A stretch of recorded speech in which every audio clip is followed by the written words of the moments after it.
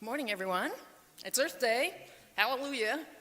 I remember 1970 Earth Day, just getting out of high school, and I realized when that Earth Day came that I finally had a chance to say the words I've been repeating ever since, which was, nature is my religion, the earth is my church. And I realized that there was a lot of other people that could say that too. It was shortly after that that I discovered my mission in life.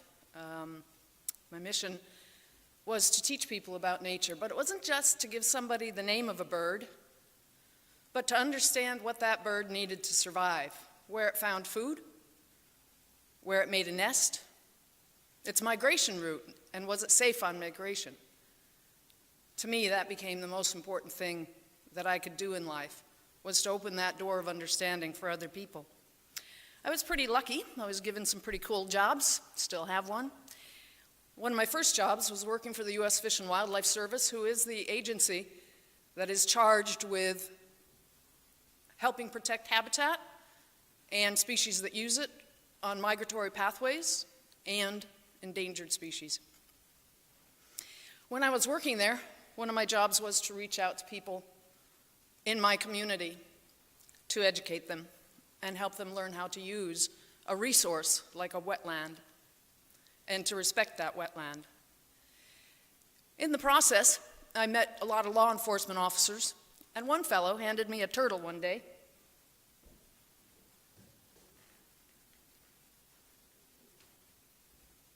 He gave me this hawksbill sea turtle, and he said, "Susan, you're out teaching people all the time.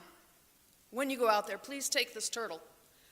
Now, we're talking back quite a few years now. And he said, "Please tell people how this turtle died, the story of how this turtle died." And how it died was it was eating a plastic bag.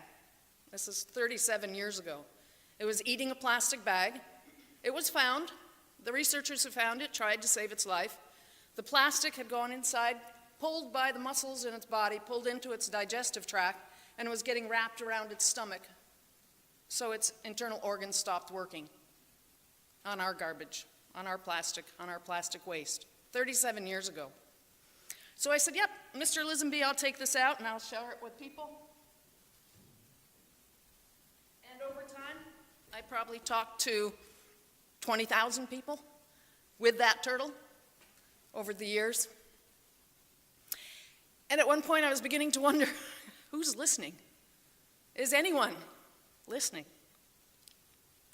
And I found out the last few years that people are listening. Worldwide, people are listening, and I couldn't be more excited.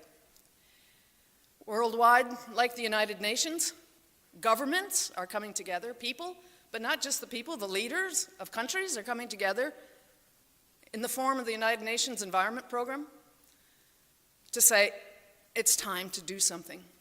As Beth was pointing out, places like the Pacific Gyre, and there's gyres all over the earth, and in those gyres there is plastic trash, not just in the Pacific, all over our ocean. That beautiful globe, the blue, has tons and tons and tons and tons of garbage floating around in it. The United Nations in February 2017 kicked off a worldwide campaign called Clean Seas. You'll learn more about Clean Seas today. They kicked off this program with 0 participants, just the UN UNEP program working together, the governments working together. In February 2018, there was 70,000 members, or 70,000 people who have signed on to this pledge. In the last 22 days, 8,000 more people have signed on. Governments, businesses, churches, Boy Scout groups, schools, you name it. They've all signed on. They've all said, okay, we take the pledge. Okay, we're going to do something about it. Okay, we can't stand back and just watch any longer. We are involved. I think that's fantastic, and that's why I'm excited. Just a few statistics. 8 million tons of trash, plastic, one-use plastic trash, ends up in our ocean every year. 8 million tons. What does that look like? Well, I've been at sea and I've seen it at sea. Many of you have, because we live in a sailing community, so we see it. But if you think about that, it's one dump truck load of trash every minute dumped into the sea. So the 60 minutes you and I have together here this morning, were you out on Ocean Drive not too long ago? Brenton Point? Just think, for while we're sitting here, 60 truckloads of trash getting dumped at Brenton Point. But not to worry, of course, we know the tides will take it away, but it'll end up on someone else's shore. And even if it doesn't end up on someone else's shore, it ends up in the gut of a creature, or it just drifts, strangling a creature or catching a creature so it can't fly. 1,440 dump trucks off of Brenton Point every year. If we saw that happening, we wouldn't let it happen, would we? We'd stop it. But since we often don't see it, we let it go. The Pacific Gyre. Beth mentioned Hawaii. Midway Island sits right in the center of it. Many of you are Navy people. Midway Island is the home for nesting seabirds, the largest seabird to ever fly on Earth, the albatross. Chicks are dying because they're full of plastic. A friend of mine, a scientist out on Midway Island, watched an adult albatross trying to feed its chick, and a toothbrush came up and lodged in the throat crossways. They were able to save that albatross, thank goodness. Whales drifting ashore when autopsies are done, or necropsies, finding they've got a belly full of plastic. Fish have microfibers and microplastic in them, the food you eat. Shrimp are starting to process plastic bits, microfibers and microbeads. In all the world's oceans, we found them in the Antarctic as well. Shrimp and krill, relatively related creatures, starting to process the plastic, and people are going, oh, hey, maybe that's a way of getting rid of the plastic. I don't think so. It's a way of concentrating the plastic into a species that's going to be eaten by something, like a blue whale. While all of this seems overwhelming and scary, which it is, I agree. However, what gives me hope, as I said, and what makes me excited is to know how many people care and how many people are listening. And while people like Beth and I, who have been around, and many of you as well, watching it for so long, the number of young people who are involved, that's what I'm excited about. We're not alone. They're there with us. They're helping. What was in 1970 a few million, actually it was registered around 20 million people participated in that first Earth Day. Today there's billions of people involved in Earth Day worldwide, in part because of the United Nations program, also in part because people see the problem, they're living with the problem, and they're scared. The Clean Seas program, as I said, is growing from 0 in February 2017 to over almost 80,000 today. When you go home, cleanseas.org on your computer, please. Check it out, click on it, take the pledge. It's asking you to do 3 relatively simple things, but there's a long list, so you can pick and choose what you'd like to do. Simple, like pick up trash. That's easy, we can all do that. Stop being trash blind. Stop walking past what you see on the street. Stop it. Pick it up wherever it is. You don't have to go to a beach cleanup. Stop and pick up trash where you see it, please.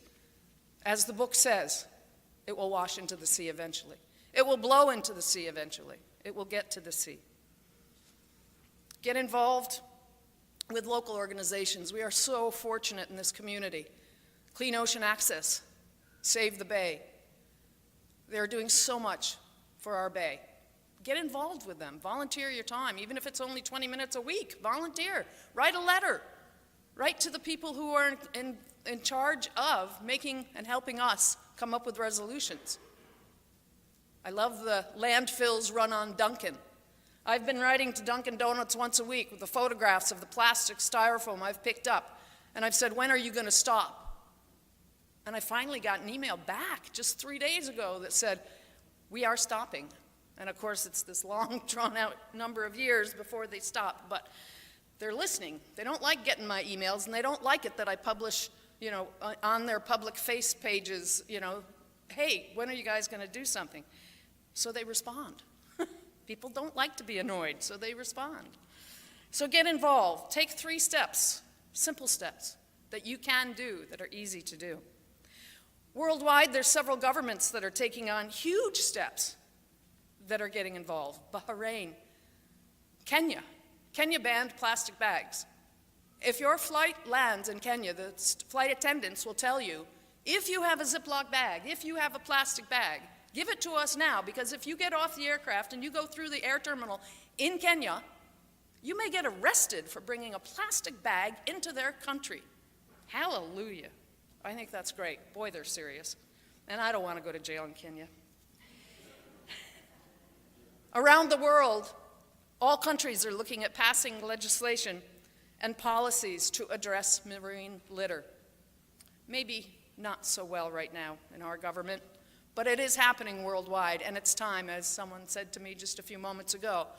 It is time. We are behind the 8 ball, and we need to get more involved, and we need to tell Providence, we need to tell Washington, we need to tell everybody it's time. That means you have to be involved. You can't just sit back. You can't wait for someone else to do it for you. That's not how it works. You have to be involved.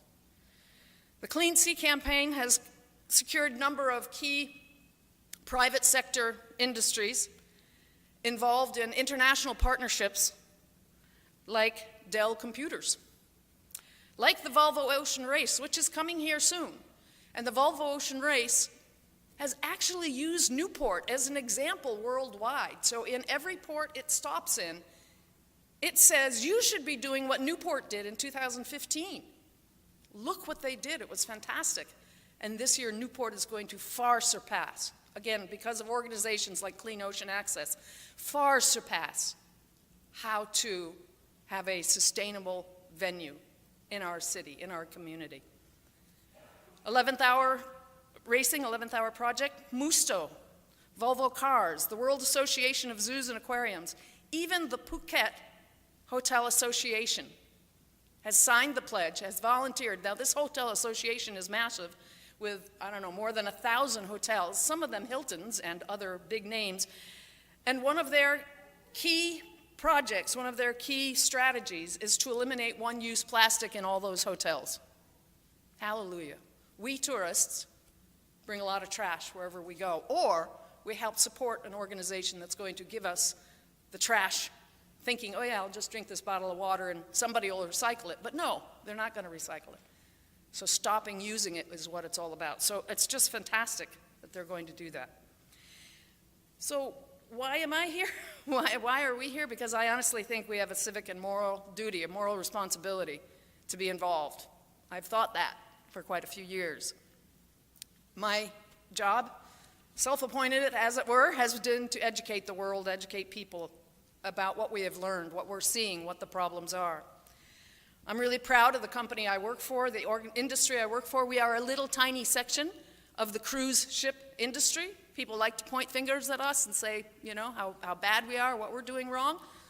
We are. So we are focusing and looking at that, at ways we can fix that. My ship in particular, we have stopped using one-use plastic, 50% of what we used to have before, and we're addressing how to do it otherwise. We get involved in plastic and trash pickup on beaches almost everywhere we go. Thank goodness we're not seeing it on the beaches yet in Antarctica, but we see it elsewhere. We also stop in the middle of the ocean, sea conditions permitting, and pick up floating nets, ghost nets. Beth talked about the Pacific Gyre and the household waste that is there, but one of the biggest waste problems is stuff that comes off fishing boats, or fishing nets that break free. So getting involved is what it's all about. We are now working with Clean Seas to take more active role. I find that it's part of my job as I return back to what I said, nature is my religion, the earth is my church. Without nature, we have no life. We have no future. And as is commonly said, we only have one earth. There is no plan B. This is it. And as that funny little man with 3 fingers and an orange body and yellow mustache, whose face goes from looking alarmed to looking angry to looking quizzical, he says, I speak for the trees who have no tongues. We in our industry, my little part of the cruise ship industry, When I address that industry, when I work with that industry, whoops, it's shut off, honest it is. When I speak with that industry and we talk about the stakeholders, to me the stakeholders in that industry are not just the business owners, not just the person who's buying the trip to Antarctica in this case, but it's the whales and the birds and the fishes and the whatever else's who have no voice. They are the stakeholders. And as that funny little man with 3 fingers said, unless someone like you cares a whole awful lot, nothing is going to get better. It's not. The amazing things about humans, to me, is how clever we are. We are so clever. We know so much, and we have so much ability. We have the power, we have the know-how, but we have to do it together. It's Earth Day. Don't just plant gardens, go out and pick up trash. Thank you.